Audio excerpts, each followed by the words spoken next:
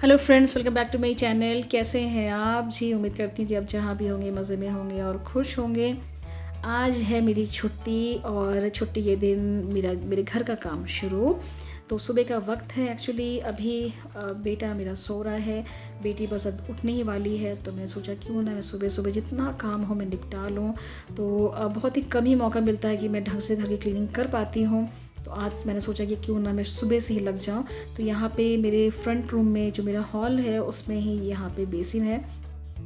तो यहाँ भी थोड़ा-सा डस्ट जम जाता है। यूँ तो मैं हमेशा जब भी मुझे मौका मिलता है मैं क्लीनिंग करते रहती हूँ। लेकिन जैसे आज मैं घर पे हूँ तो मैं थोड़ा-सा और डीप क्लीनिंग कर लेती हूँ। और इधर बेटी अब उठ चुकी है मेरी, तो मैंने उससे कहा कि वो थोड़ा पौधों को, प्लांट्स को पानी डाल दे।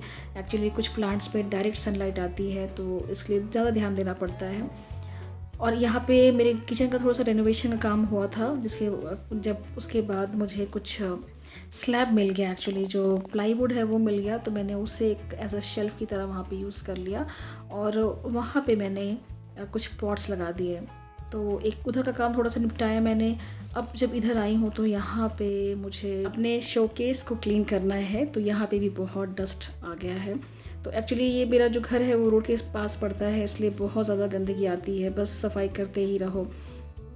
तो और बेटी जो है वो बहुत कचरा करती है एक्चुअली। उसे डेली बहुत निकालती है कचरा। मैं कितनी बार कहती हूँ ज़्यादा गंदा मत करो घर को, लेकिन सारी अच्छाई है उसके अंदर, लेकिन एक जो उसके अंदर बुराई है वो बहुत जल्दी घर को फैला देती है।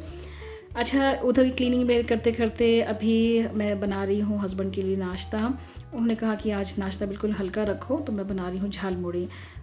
यहाँ पे मैंने मुढ़ी लिया है और प्याज स्लिट किया, उसके बाद ग्रीन चिली, लेमन ऐड किया है, सॉल्ट, मिक्सचर डाला है मैंने और उसके बाद फिर थोड़ा सरसों का तेल दिया, उससे टेस्ट थोड़ा अच्छा आ जाता है। तो ये आज का नाश्ता थोड़ा हल्का-फुल्का ही रहेगा। नाश्ता हम दोनों ने कर लिया है और आज बच्चे उन्होंने कहा कि आज वो पास्ता खुद से बनाकर खाएँगे, इसलिए फिर मैंने छोड़ दिया। अब इधर मैं आ गई हूँ, यहाँ पे कुछ मेरे जो पॉट्स हैं और कपड़े हैं उनको मैं देख रही हूँ। तो पॉट्स की भी देखभाल करनी पड़ती है, कुछ पत्ते येलो हो रहे थे तो मैंने उनको निपटाया। और कपड़ों को तो ऐसा है कि सबसे ज़्यादा कपड़ा शायद मेरा ही निकलता है, क्योंकि जो ड्रेस कोड है वो सारी है, तो इसलिए डेली मुझे आकर उन्हें रिंस करना पड़ता है, स्टार्च डालना पड़ता है। तो बस यही है कि अभी जो जैसा सिचुएशन चल रहा है उसकी वजह से मुझे बार-बार इनको धोना ही पड़ता है और फिर उन्हें आकर फ़ोल्ड करो। तो फ़ोल्डिंग वाला काम जो मुझे कपड़े को फ़ोल्ड करना होता है वो बहुत ही ज़्यादा इरिटेटिंग लगता है, लेकिन मजबूरी है, करना है, नहीं तो पूरा घर फैल जाता है। और साथ में अब आ गई है मलम्मा, तो मैं उसे कुछ इंस्ट्रक्शन भी दे रही थी। मैंने कहा कि यहाँ-यहाँ सफाई कर लो, यहाँ पे गंदगी है। तो जब भी यूँ तो जैसा उसको मन है वो कैसा काम करती है, मैं कभी उससे पे कोई रोक-टोक नहीं करती हूँ। लेकिन जब मैं घर पे रहती हूँ, मुझे कुछ दिखे तो मैं उसे फिर कहती हूँ और वो कर भी देती है। अब मैं आ गई हूँ अपने बेटे के रूम में। ये रूम मैंने बहुत ही कम आपको दिखाया है और जब मेरी सासू माँ आती हैं तो वो इसी रूम में रहती हैं।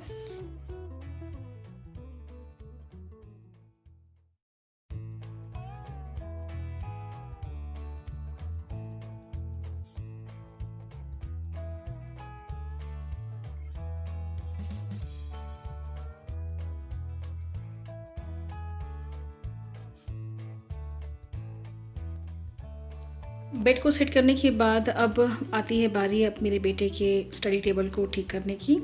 तो मैं हमेशा कहती हूँ कि वो थोड़ा बीच-बीच में से सेट कर ले, हार्डली 2 मिनट का काम है, मगर बस यही है ना कि लड़कों के पीछे थोड़ा लगना पड़ता है। बेटियाँ ऐसी होती हैं जो आपके पीछे-पीछे लगी रहेगी, लेकिन बेटों के पीछे आपको लगना पड़ता है। फिर भी मैं अपने दोनों बच्चों में कोई डिस्क्रिमिनेशन नहीं करती हूँ, मैं दोनों को काम बाँटती हूँ। लेकिन देखती हूँ, ऑब्ज़र्वेशन यही रहता है कि बेटी जो है वो ज़्यादा रिस्पॉन्सिबिलिटी के साथ काम करती है। तो मैंने अभी उसके टेबल को थोड़ा सेट किया है, साथ में यहाँ पे बहुत सारा कपड़ा निकल आया है। तो मुझे यही है ना कि अगर मैं घर पे रहूँ तो बहुत काम दिखता है, अदरवाइज़ तो ये सारे जो कपड़े हैं कहाँ-कहाँ पे घुसे रहते हैं। तो मैंने कहा बेटी को कि अभी जल्दी से वो सारे कपड़े को फ़ोल्ड करे अपने, और जो कपड़ा बेटे का था मैंने उसको भी साइड कर दिया है कि जब वो उठेगा तो वो उन कपड़ों को फ़ोल्ड करेगा। और जो कुछ गंदे कपड़े थे मैंने अब डाल दिया है वॉशिंग मशीन में। साथ में मैं उसके साथ जो कपड़ों को वो फ़ोल्ड नहीं कर पा रही है मैं उससे हेल्प कर रही हूँ। तो कपड़ा बहुत ज़्यादा पता नहीं क्यों बहुत कपड़ा बिखर जाता है, अगर उनको टाइम टू टाइम आप फ़ोल्ड ना करें तो वाक़ई बहुत मेसी हो जाता है।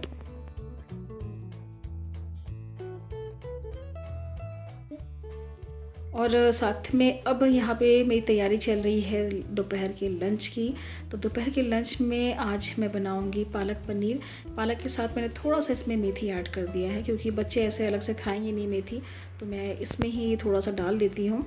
तो एक साइड मैंने पालक को बॉईल करने के लिए रख दिया है और दूसरे साइड में मैं उसका मसाला तैयार करने जा रही हूँ।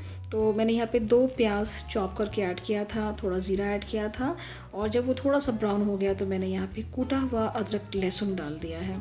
तो थोड़ा फ्रेशली ग्राउंड डालने से थोड़ा अच्छा और फ्लेवर इन्हांस हो जाता है। यहाँ थोड़ा सा उसका कच्चापन जाएगा, थोड़ी खुशबू अच्छी से आ जाएगी, तो उसके बाद मैं बाकी चीज़ों को ऐड करूँगी।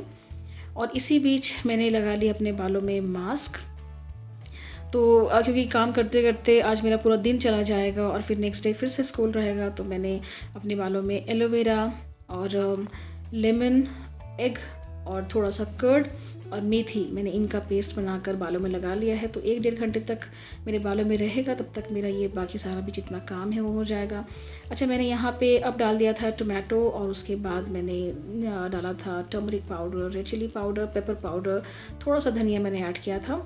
और जब वो थोड़ा सा भुन गया तो यहाँ पे मैंने पालक को अच्छे से पीस लिया था, और उसके बाद मैंने उसे भी यहाँ पे ऐड कर दिया है। जब तक यहाँ पे ये भुनेगा तब तक मैंने दूसरे साइड में कुकर चढ़ा दिया है। उसमें मैंने रिफाइंड ऑयल डाला है और कुछ गरम मसाले मैंने ऐड किए हैं, साथ में तेज़ पत्ता डाला है। और अब मैं यहाँ पे डाल रही हूँ सोक्ड राइस, और अगेन मैं बहुत छोटे दाने का राइस ले रही हूँ, जैसे ज़ीरा राइस कहते हैं, मैंने उसे सोक करके डाला है। साथ में थोड़ा सा ग्रीन चिली स्लिट करके डाल दिया मैंने। और इस साइड पे जो भी थोड़ा पानी बचा था पालक का, मैंने उसे ऐड कर दिया है। और एक्चुअली ये भी होता है कि जब भी हम नॉनवेज बनाते हैं रात में तो दूध पीना नहीं होता है, तो जिसकी वजह से अक्सर दूध बच जाता है। तो मैं क्या करती हूँ कि मैं उसे पनीर बना कर रख देती हूँ। तो यही होता है कि घर में पनीर बच है तो चलो पालक पनीर बना लेते हैं, या फिर मटर पनीर। तो नॉर्मली जब भी कुछ भी पनीर का आइटम बनता है वो मैं घर पे ही बनाती हूँ। बहुत ही कम ऐसा होता है कि जब बाहर से हम पनीर खरीदते हैं।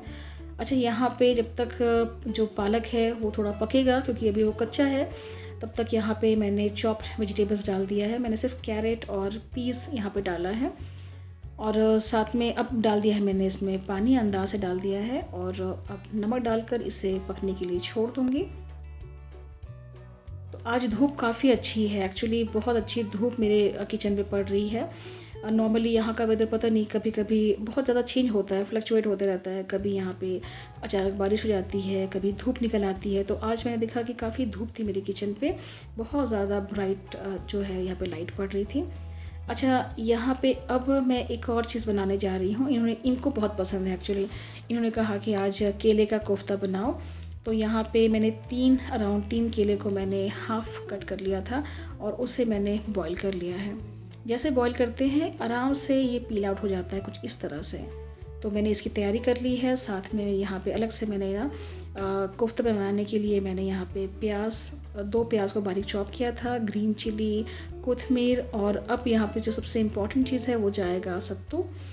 जैसे मैंने फिर पहले भी बताया था कि ये फुटाने का पाउडर होता है, और इनको मैं अच्छे से मिला लूँगी।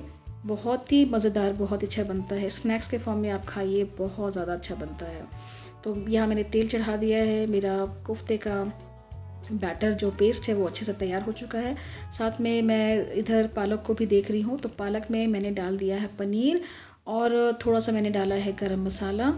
और इसमें इसके टेस्ट को बढ़ाने के लिए यहाँ पे सबसे जो ज़रूरी है वो जाएगा क्रीम। तो इसमें मैं अब क्रीम भी ऐड कर दूँगी। क्रीम से बहुत अच्छा सा एक बहुत क्रीमी सा टेक्सचर आ जाता है। कभी कभी मैं इसमें काजू का पेस्ट भी ऐड करती हूँ, लेकिन आज मैं स्किप कर रही हूँ क्योंकि मैं आज इसमें क्रीम डाल रही हूँ। और इधर मेरा यहाँ पे मैं बनाने जा रही हूँ कोफ्ता।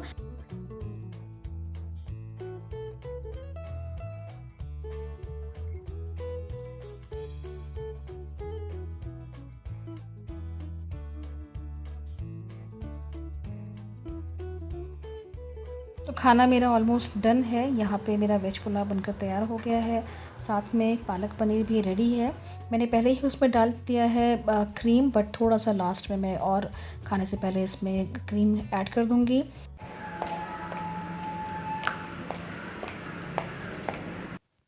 तो खाना पीना खाने के बाद अब मैं हो चुकी हूँ तैयार, और अभी शाम का वक्त है, हम जा रहे हैं मल्लेश्वरम 8th क्रॉस। जैसे कि आपको पता ही होगा कि Malleshwaram 8th cross road it's famous for its shopping hub. वहाँ पे लोग हमेशा भीड़ भाड़ रहती है। और जब मैं वहाँ पे गई तो जाते कि जैसे मैं पहुँची वहाँ पे बारिश शुरू हो गई थी। सभी वेंडर्स अपनी अपनी चीज़ों को कवर कर रहे थे।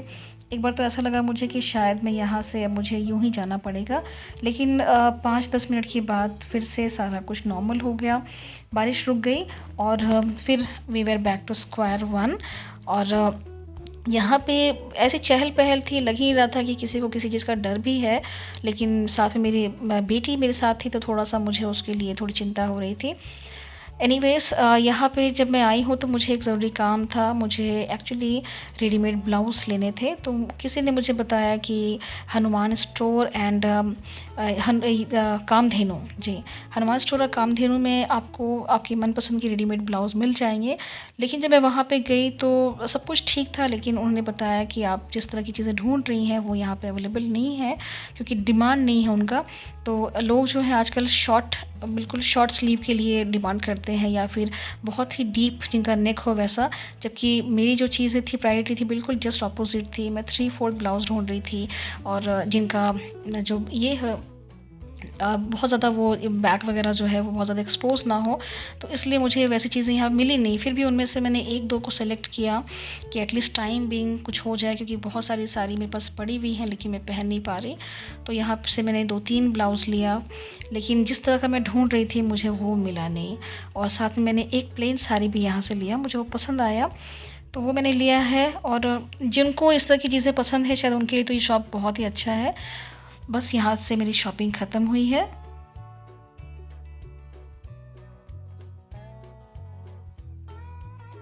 अभी हम लोग आ गए हैं जनता होटल। अगेन आपको पता ही होगा कि जनता होटल अपने डोसा, मसाला डोसा के लिए बहुत ज़्यादा फेमस है। और actually accidentally we enter there. मुझे यहाँ पे बस मैं इनको ढूंढते ढूंढते आ गई कि शायद ये यहाँ पे होंगे। जब अंदर आई तो देखिए कि अच्छी खासी भीड़ थी और लोग आराम से मज़े लेके सब कुछ खा रहे थे। तो मैंने सोचा कि चलो फिर जब आ ही गए तो ट्राई कर ले। लेकिन सेम टेस्ट, सेम सब कुछ वैसे ही था, तो बहुत अच्छा लगा। आप कभी भी जनता होटल आए तो ज़रूर आप ट्राई करें। ये बहुत ही पुराना होटल है और ये अपने मसाले डोसे के लिए बहुत ज़्यादा फेमस है। तो हम लोगों ने यहाँ पे 2 प्लेट मंगवाया और अभी जब बस जस्ट खाएंगे और फिर घर की तरफ निकलेंगे। तो आज का वीडियो यहीं तक, अगली वीडियो में फिर मिलेंगे, तब तक के लिए बाय बाय।